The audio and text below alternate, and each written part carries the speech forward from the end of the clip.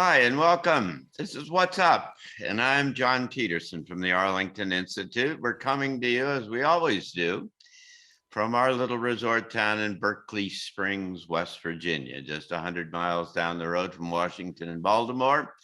And we get together like this, Greg, Braden, and I, to just chat for a half an hour about something that's important and that's on our minds.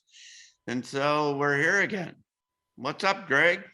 Hey, John, it's good to see you. I tell you, I really look forward to these conversations and I appreciate them because it's an opportunity for you and I to flesh out Yeah. some of the ideas that are floating around in the mainstream on a deeper level and the implications of some of the proposals that are out there that a lot of my friends, your people that you know, people in our Yeah. genre, not knowing the deeper implications are actually supporting what, in my opinion, are uh, dangerous policies that lead to a very slippery slope of the loss of many of the things that we love and cherish in our families Right. and our society. And I think it's important to talk about that. You okay if we talk about that today? Yeah, sure. You know, one of the big things out there right now this week is about universal basic income, UBI, uh, which is the concept that the government gives every individual that has achieved a certain age, and they don't know if that's going to be 18 or 21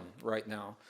But everyone that has achieved a certain age, a minimum income every month, uh, the idea is as a social safety net. Whatever people do above and beyond that, in theory, is up to them.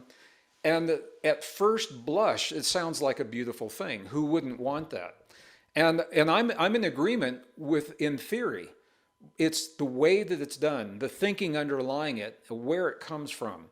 And I have been in countries, and I've spent time in countries and talked to people in other countries where they have these universal basic incomes, and the people that I've talked to do not like them.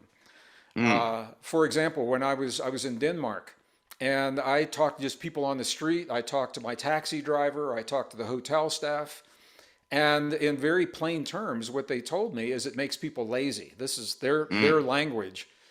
But what they tell me is that there are always people that can work the system, and I think that's going to be true with any system. But the universal basic income in America is being tied to another proposal that is out there now, big time in a lot of the networks, where they're talking about what is called the CBDC, Central Bank Digital Currency. It's the proposal to do away with physical currency. We won't be Yeah. having, dollar bills and loose change in our pockets any longer. And most people say, man, that's sweet. Who wouldn't want that? We can stop counting pennies and this paper money that gets dirty and it's awkward. Everything's digital.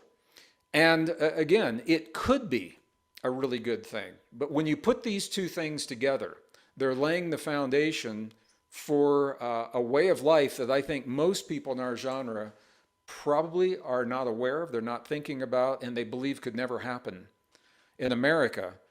However, it has already happened. It's being piloted now in Yeah. China.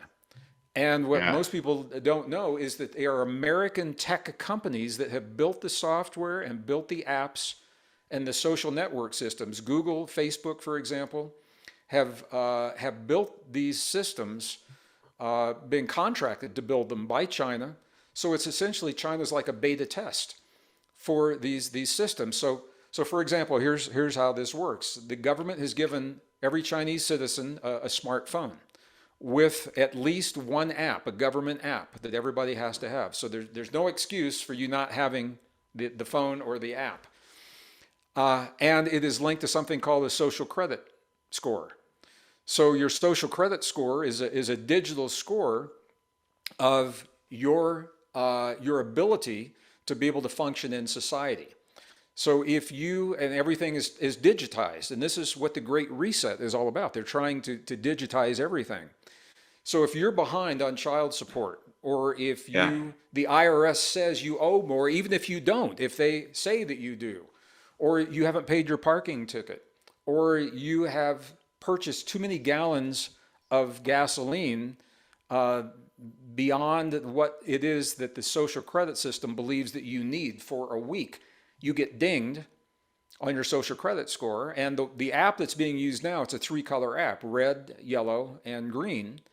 And if when you go into a grocery store, you have to show the app on your phone, or you go to board a plane or a bus, or you want to go to a concert or go to a restaurant, you have to show. And Yeah. if your app comes up red, then you are prevented from doing this. Well, this ties into universal basic income. If you have given away because the economy is collapsing, you've lost your ability to function and provide for yourself, but you're relying on a Yeah. government stipend. That's beautiful until your social credit score says something's wrong. Right. Now you're at the mercy of the government. All of these issues, these kind of ideas, in a sense, are fungible. They're like an automobile. You can use them to rob a bank, or you can, take somebody to the hospital. And UBI is like that. It's interesting because I've followed this a bit in the past, and that is, and some countries where they've had this and tried it out in other places, and I'm not remembering exactly where, but in Europe, as well as I think in different cities up in Canada and so on. It's a trade-off. There's two sides of this thing, and the countries and the situations that I've looked at, the crime goes down to zero. The domestic kind of problems go. I mean, everything in the Western societies is all based on money, right? And those kind of experiments were done in a vacuum and not tied into the larger system like you've suggested. And so when you get a government that wants to tie the whole thing into control, then you really got yourself a problem. But again, on the other side, there is some kind of an argument to be made, and I don't know how you do this in practical terms, and that's the point you've made, is that it's theoretical, that it kind of makes sense. But it's almost like humans at some level ought to be able to sustain themselves and to operate. And food and water and whatever other kind of stuff. And if you did that, then you would eliminate a lot of the kind of problems on the social end. The other problem, though, as you've identified, and I don't think the Danes probably talk about this in this kind of way, is that you eliminate this you eliminate the motivation to succeed. I fully understand and agree with you in terms of this, the integrated kind of system, what they're trying to do with the financial system and social credit stuff and all, and that's really downright scary.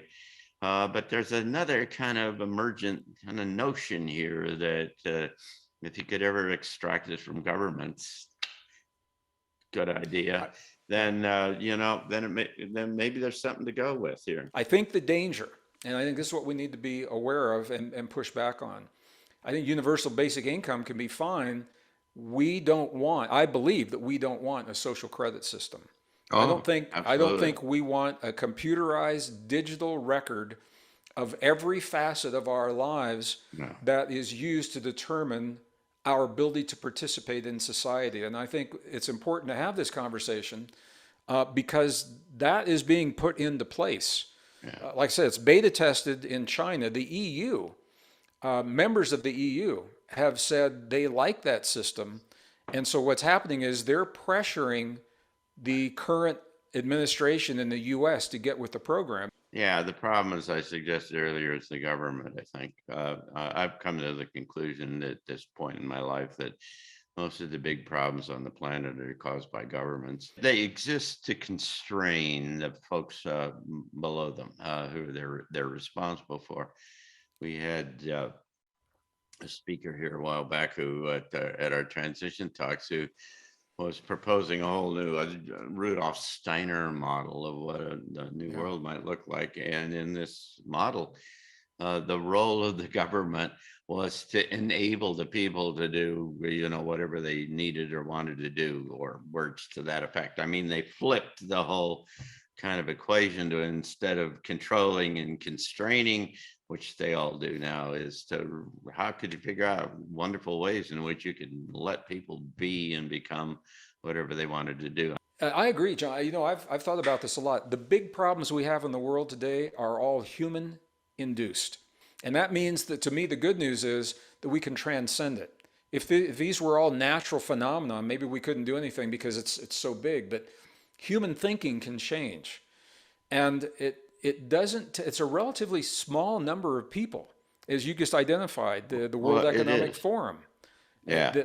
that has a vision for what they believe is best for the world, but they didn't ask the rest of the world, Yeah. and we Right. didn't elect those officials. If these technologies, central bank, digital currency, universal basic income, if they're coming up from a place of love and genuine concern Oh, yeah. about our global family and innovation that can raise the standard of living for everyone without depleting resources, that's one thing. If it's coming Yeah. from the same thinking of fear and greed and power and control that has led to the problems Yeah. we have now, we can all see where that's going. So we have a voice.